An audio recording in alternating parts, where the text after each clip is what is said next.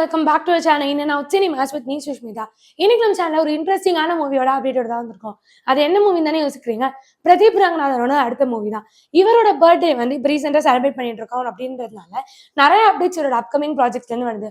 Dragon ஆகட்டும், எல்ஐகேவா ஆகட்டும், முதல்ல எல்ஐசின்னு இருந்தது அந்த படம், லைஃப் இன்சூரன்ஸ் கம்பெனின்னு இருந்தது. இப்போவும் அதே டைட்டில் தான், பட் கேன்னு மாற்றிருக்காங்க. இந்த படத்துக்கு வந்து வேற டைட்டில் வைக்கலாம். இந்த மாதிரி நிறைய கான்ட்ரவர்சி சோஷியல் மீடியாவில் போயிட்டு இருந்தது. இப்போ இந்த படத்தோட என்ன அப்டேட் தானே யோசிக்கிறீங்க? இந்த படம் வந்து கொஞ்சம் சீக்கிரமாவே ரிலீஸ் ஆக போகுது. இந்த மாதிரி நிறைய அப்டேட்ஸ் வந்துட்டு இருக்கும் போது இந்த படம் அமரனுக்கு எதிர்த்து வந்து இதுவாக போகுது அப்படின்லாம் சொல்லிட்டு இருந்தாங்க. ஏன் வந்து இது ரெண்டும் ஒரே நாள்ல ரிலீஸ் ஆகுது அப்படின்னும் போது 2019 இந்த ப்ராஜெக்டை வந்து ஃபர்ஸ்ட் விக்னேஷ் சிவன் அவர்கள் வந்து இந்த படத்தை வந்து எடுக்கிறேன்னும் போது சிவகார்த்திகேயன் அவர்கள் வந்து இந்த படத்துல காஸ்ட் பண்ணியிருக்காங்க.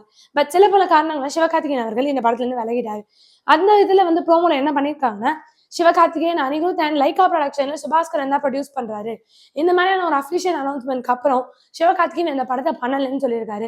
இந்த படத்துல இப்போ வந்து பிரதீப் ரங்கநாதன் பண்ணிட்டு இருக்காரு, நம்ம எல்லாருக்கும் தெரியும்.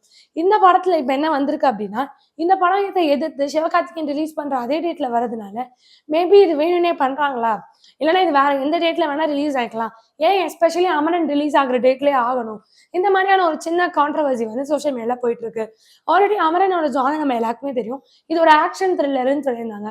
இந்த படம் என்டையர்லி ஒரு கமர்ஷியல் ஃபிட். இந்த ரெண்டு படமும் போட்டி போட போறது ஏன் அப்படின்ற மாதிரியான ஒரு கொஸ்டின் இருக்கு. இதை பத்தி நீங்க நினைக்கிறீங்க? மறக்காம கீழே கமெண்ட் பண்ணுங்க.